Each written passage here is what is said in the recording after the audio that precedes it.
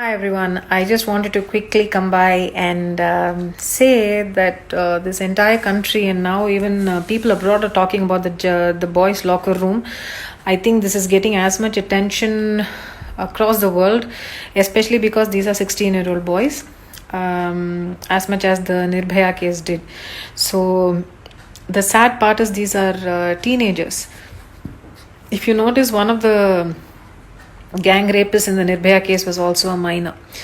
So a lot of people tend to say that these are kids and they should be, let go. Even in such cases like this, it's very nuanced. We really don't know if one of the rapists in the Nirbhaya case who was a minor was actually somebody who participated in the rape, or if he was really a child who was weak and who couldn't fight against the other rapist himself, because he himself was a young kid. Now, because we don't know what the conditions then were, we really can't also expect a 15 or a 16-year-old to fight against four grown men who are violent, who are basically beating up a girl, and it's possible that the boy was also scared himself. Again, please understand, I'm not defending a rapist. But in this case, I do want to call out, talk about something that we are all guilty of. In our own friend circles, in our own families, in our own offices, in our own anywhere that we might be congregating with a set of our friends, how do they refer to women around you? How do they refer to women in public? How do they refer to women politicians? How do they refer to actresses? How do they actually refer to a successful female boss? Don't you know that one of the most commonly used words in the professional setting is she's successful, or she must have been sleeping her way up? One of the stories that I put today was this conversation I had with a doctor. He's actually also disabled his Instagram account, where I basically had a very civil conversation with him, but he went on some other Facebook page and he basically discussed about how he found me very problematic and obsessive, and how there's so many words were used, basically painting me in a way whereas I was under the impression that here it is that there is an educated man who could have a civil discussion. And when I told him that we are all in this together as a society to change things, a lot of people keep telling us, not all men, you're talking about all men. But how many men actually take a stand when their drinking buddies, their smoking buddies call a woman a slut? Call in Tamil they say, and the figure correct pantonda, and the figure machi correct pantamachi, on the epona padpa machi. Avala, and there will be a lot of things like that. In Telugu, they kada figure padeochu. Easy correct cheyochu. Whatever local lingo that Telugu boys may have, I think the same thing exists in every language here in India. How they go about abusing women and treating women or referring to women starts in school. Sometimes you can't keep blaming school kids and their teachers, because a lot of this they are learning from home also. How is the woman treated at home? And while we are also judging school kids, we need to understand the concept of peer pressure. Some boys do it to appear cool, okay, because the alpha male in that group behaves in a certain way, and not belonging to that group is uncool. So a lot of these kids end up behaving in a manner that is absolutely wrong, but they just do it anyway. I want to bring your attention to something that I used to be a part of when I was in school. I was severely bullied. Okay, I used to be, this was probably second or third standard.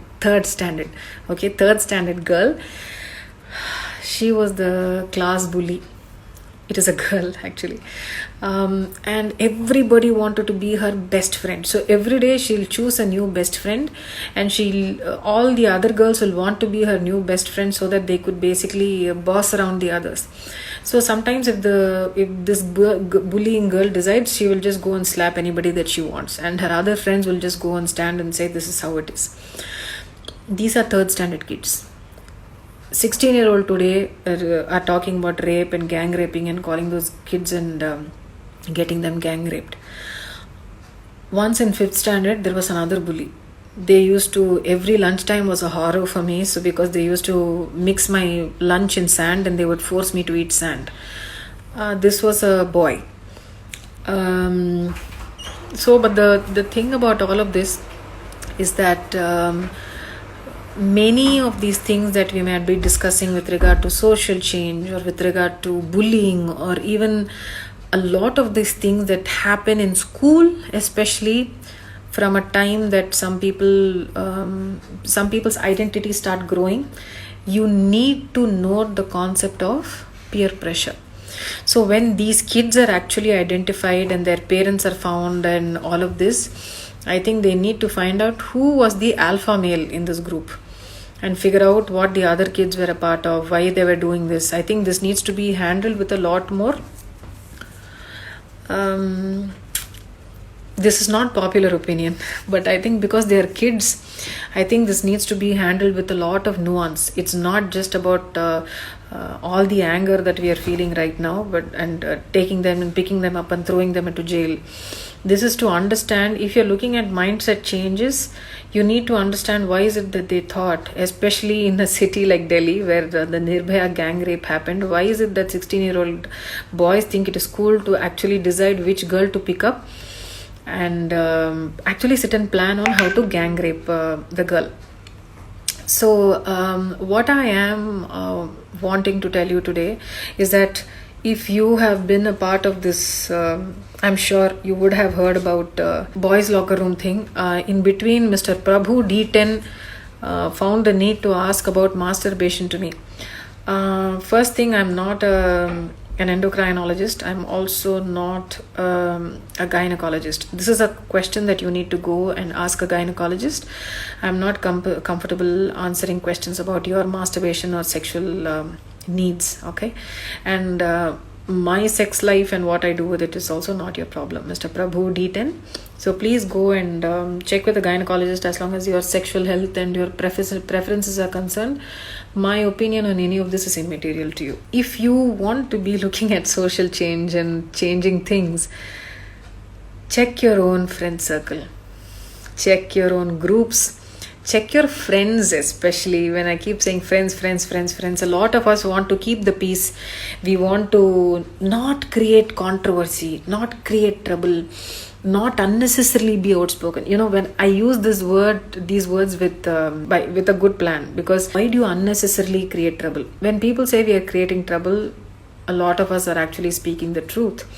When I speak about sexism in a lot of these entertainment pages, I speak the truth. It hurts. A lot of people are butthurt. That's what happens. It hurts their ego. It hurts their tiny insecurity. And while people are getting angry about boys' locker room, there are others. When I keep calling out sexism in this social media, they say, "Ekko chestunna, overaction pandra." All of this keeps happening.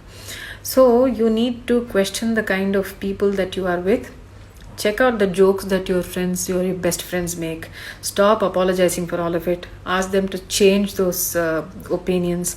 First off, feminism is not evil. Feminism is not against men. Feminism doesn't hate men. Feminism, if somebody comes and tells you that, what about the bitches? What about the fake rape cases? We are still talking about the majority. We are still talking about the majority of women and a gender which is suffering because of how things go by. With the world numbers, actually women are more in number, men are less in number, but still the number of crimes against women is higher.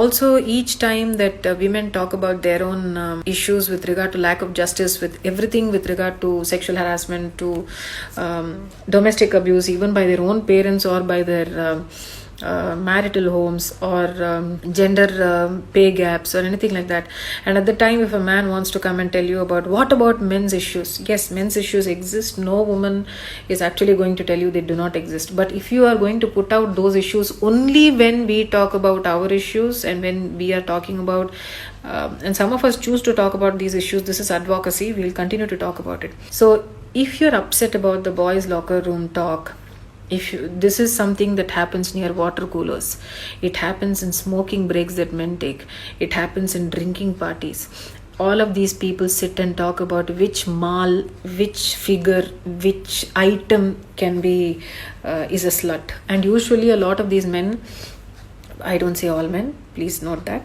a lot of these men who say and use words like this are usually the ones whose egos have been hurt because these women refused their advances. So it's very easy for a man to call a woman a slut in the workplace, and a lot of the other men will believe them and completely character assassinate a woman, and automatically this will become truth and this will become fact, just because one man's or one person's ego was hurt. So constantly go and check Sai Prithvi online. Why are you back of these guys all the time? Back of which guys, Sai Prithvi? I'm talking about patriarchy, and I'm generally talking about the locker room talk, or the kind of coffee break talk, or cigarette talk, or drunk talk that a lot of guys do when they speak about women or refer to women, or the way that they treat them, or they are violent with them, or they hit them, or they sexually harass them and then blame it on alcohol. So all of that is not okay. So if you disagree with me, you're free to, no problem. I'm used to all of this. And they perceive it so hard to plot rape and refuse to see a woman as a fellow human being who deserves respect. Shakti, yes. Plotting rape itself is a fantasy. Rape fantasies exist because of the amount of porn that people consume. And pornography itself, I think it's again a different debate. It's a different conversation to have on a different platform. But how people watch pornography, how they consume it, and the kind of rape fantasies that come from porn is very disturbing. A lot of pornography contains children, they contain minors, and it's all of these unnecessary opinions that people get about sex and sex life that kind of colors people's opinion on sex in general.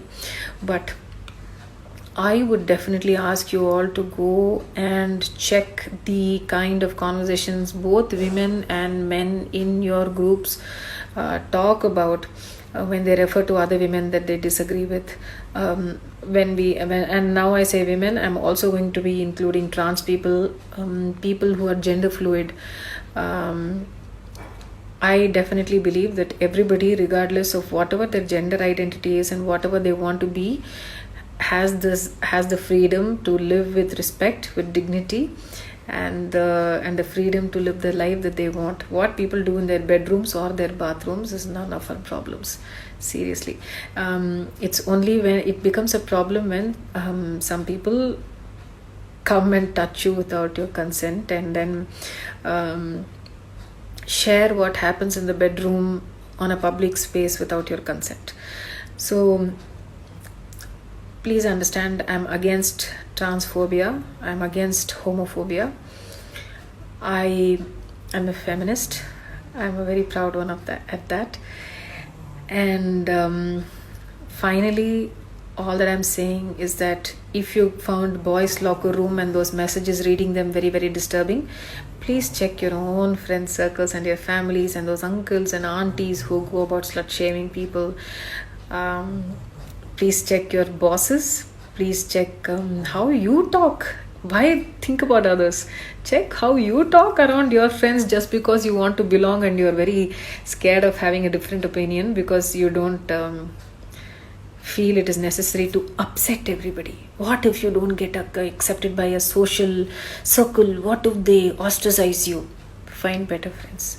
It requires a spine, but do it. Take care.